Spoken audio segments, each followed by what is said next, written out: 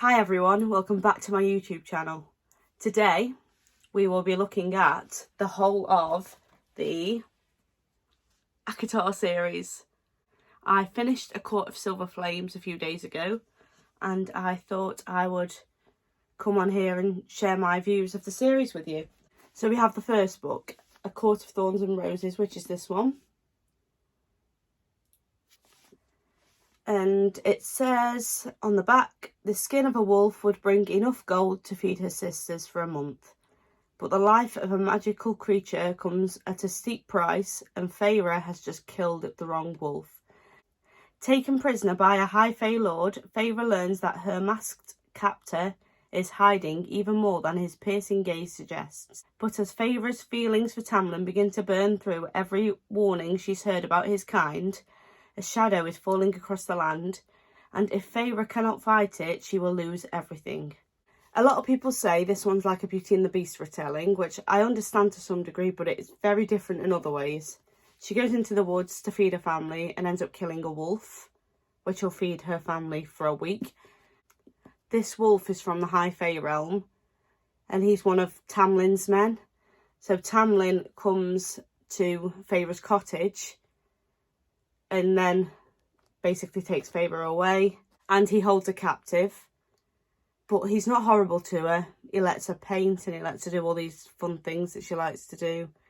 And there's a bit of a romance between them. And then something happens in the Fey realm and Tamlin sends Feyre back home to keep her safe. Then she ends up going back to the Fey realm to rescue Tamlin, and she has to go under the mountain where Amarantha is ruling the Fey realm now, basically, and she has to do these tasks to free Tamlin, and she does complete the tasks, and at the end she dies. They all bring her back to life. So that's basically the plot of this one. I did enjoy it, but it weren't what I expected.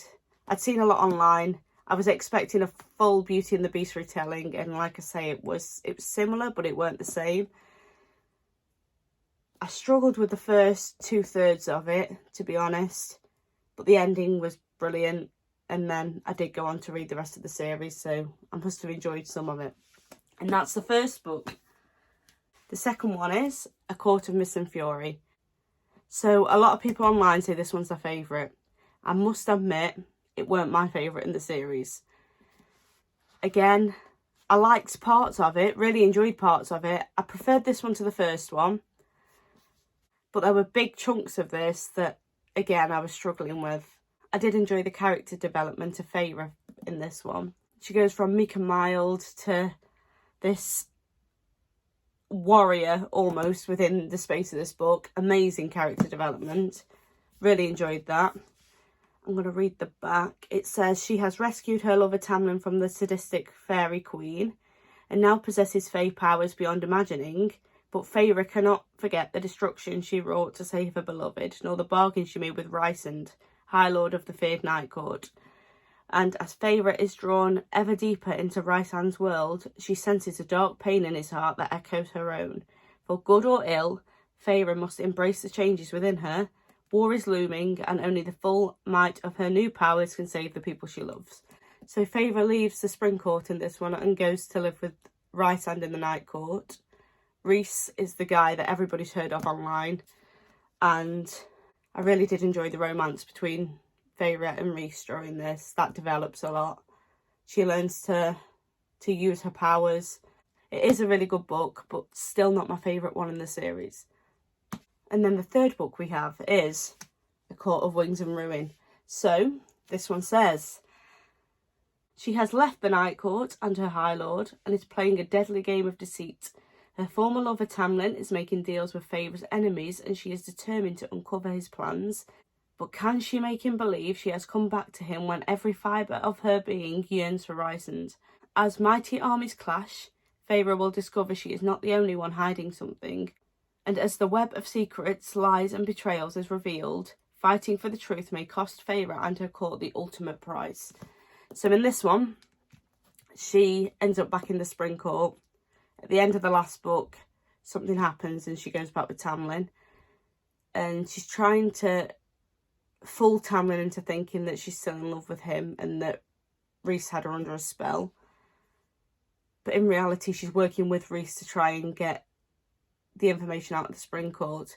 This one I preferred to Mist and Fury. There's a war in it. There's a lot more action in it. There's a lot more going on. Again, a lot more character development for Feyre. Really good book. I quite enjoyed this one. The fourth book in the series, A Court of Frost and Starlight. I love the colour of this one.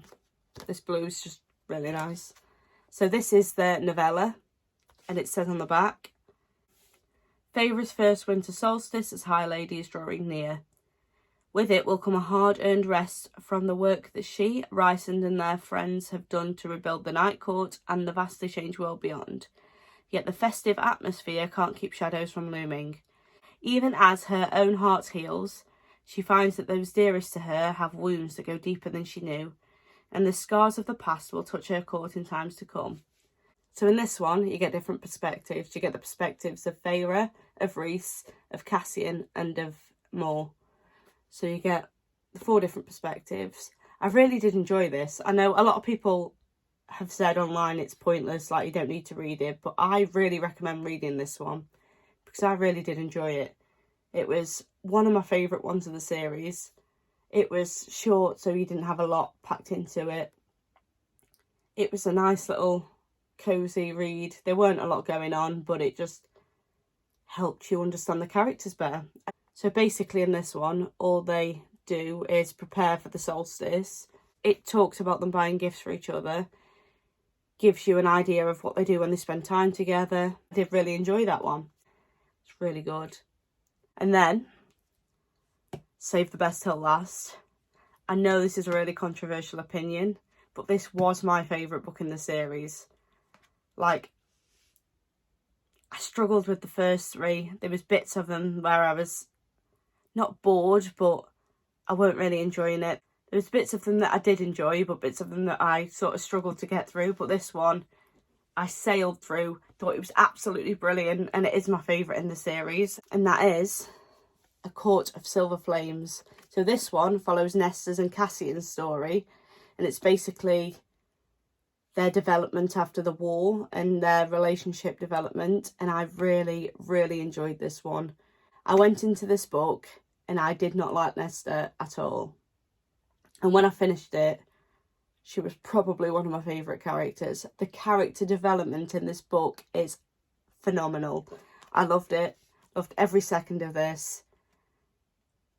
It didn't take me that long to read it all. I ate it. It was brilliant.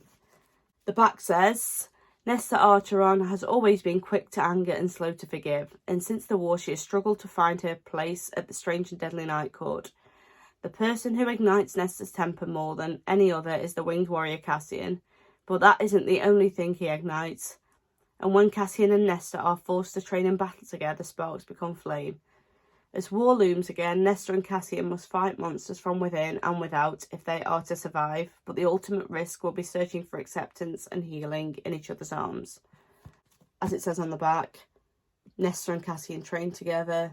Nesta makes friends during this one as well, so we get introduced to the characters, Gwyn and Emery, and they're both really good characters. You see the character development of them too.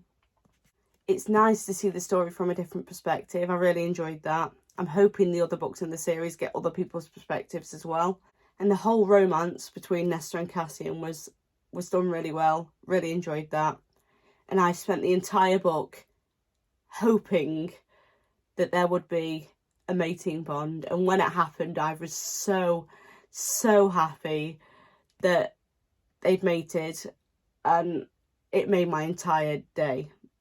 I finished this book 4 days ago now, and I can't stop thinking about it. I've been online, I've been looking at merch, I've been researching when the next book comes out. I really want to go and buy Throne of Glass. Like, this book has really, really sucked me into the Sarah J. Maas universe. I need more. Like, this one was brilliant.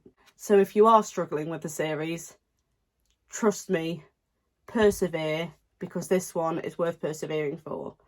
Absolutely brilliant read, and I loved it. So that was my wrap up of the A Court of Thorns and Roses series. I really enjoyed it. I will probably read it again, and that is something I don't do very often. So if you haven't read it yet, definitely go out and read it. If you have read it, tell me your views in the comments. Which book was your favourite? The books get better as the series goes on, in my opinion. So if you are struggling with the first couple, please persevere, because the last one is worth persevering for. It was amazing. And if you enjoyed this video, please like, comment and subscribe underneath. Please tell me in the comments what your favourite book from the series was. And thank you for watching. I appreciate it. I will see you all again soon. Goodbye.